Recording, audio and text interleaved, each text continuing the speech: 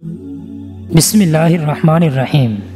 ناظرین، آپ دیکھ رہے ہیں پارٹ 3 سیدنا حضرت خالد بن ولید رضی اللہ تعالیٰ عنہ کی کہانیاں۔ ادھر موتا کے مقام پر تاریخ عالم کی حیرت انگیز جنگ جاری تھی، ادھر مدینہ منورہ میں رسول اللہ صلی اللہ علیہ وسلم چند اصحاب کے ساتھ مسجد نبوی میں تشریف فرما تھے۔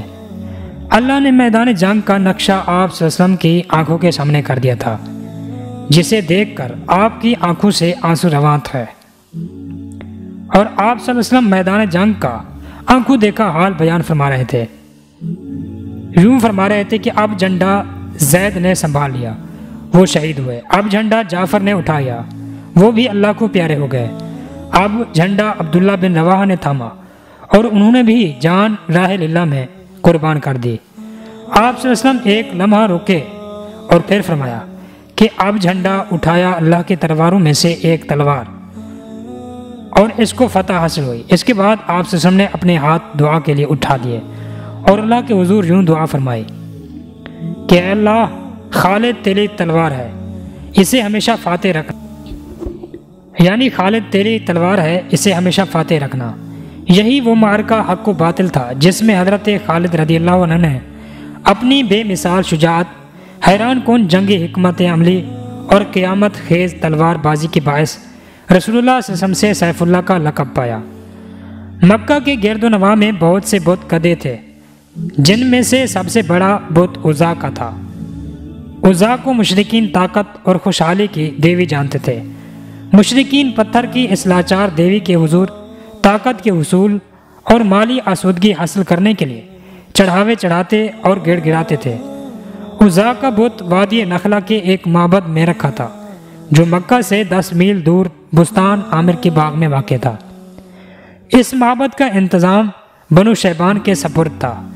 رسول اللہ صلی اللہ علیہ وسلم نے عزا کا بت توڑنے کے لیے حضرت خالد بن ولید رضی اللہ عنہ کو مقرر فرمایا۔ یوں آپ 30 فوجوں کے ساتھ وادی نخلا کی طرف روانہ ہوئے۔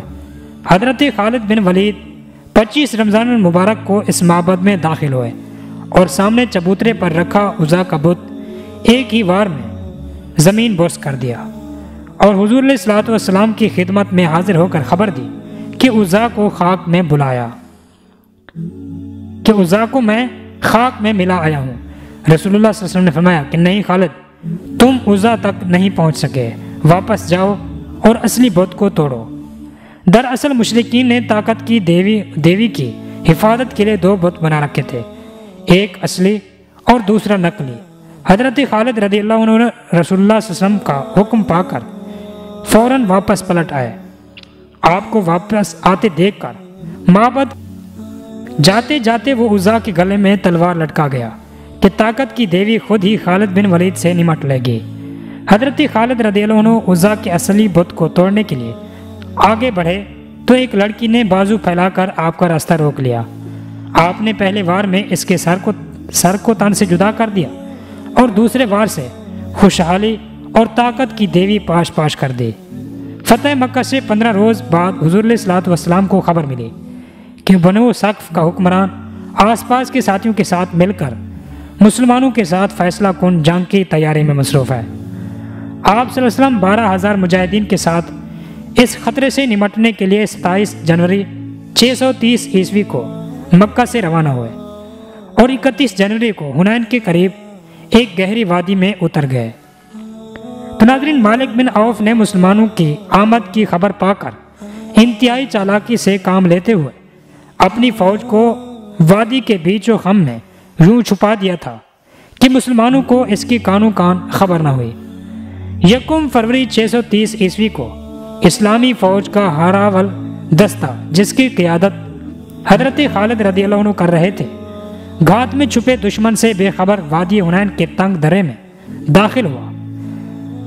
طاق میں بیٹھے دشمن نے اس پر تیروں کی بارش کر دی۔ مسلمانوں کے لیے یہ حملہ قطعی غیر متوقع تھا۔ دوسری طرف مجاہدین کا دستہ جس راستے میں داخل ہو چکا تھا وہ بے حد تنگ تھا۔ مجاہدین پر کئی اطراف سے بے تحاشا تیر برس رہے تھے، مسلمانوں کو سنبھلنے کا موقع ہی نہ مل سکا۔ نتیجتاً ہر اول دستے میں بھگدڑ مچ گئی، گھوڑے بے قابو ہو کر الٹ پڑے حضرت خالد رضی اللہ عنہ اپنے سپاہیوں کو پکار رہے تھے، لیکن ایسا شور اور افراتفری مچی تھی کہ کوئی آپ کی آواز نہیں سن رہا تھا۔ ساتھ ہی آپ چند ساتھیوں کی مدد سے حملہ آوروں کو روکنے کی کوشش میں لگے ہوئے تھے۔ آپ کی توجہ بٹی ہوئی تھی، دشمن نشانہ تاک کر آپ پر تیر برسا رہا تھا۔ کئی تیر آپ کے جسم میں اتر چکے تھے، لیکن آپ ڈٹے ہوئے تھے۔ آخر زیادہ خون بہہ جانے کے باعث آپ بے ہوش ہو کر گھوڑے سے گر پڑے۔ اس دوران ہر اول دستے کے پیچھے آتا اسلامی لشکر بھی اس تنگ راستے میں داخل ہو کر گھات لگائے دشمن کے تیروں کی زد میں آ چکا تھا۔ اسلامی لشکر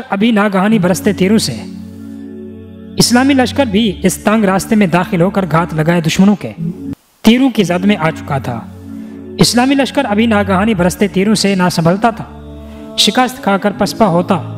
ہر اول دستہ اس سے ٹکرایا تو اسلامی لشکر میں شدید افراتفری پھیل گئی اور سپاہی ادھر ادھر بھاگنے لگے۔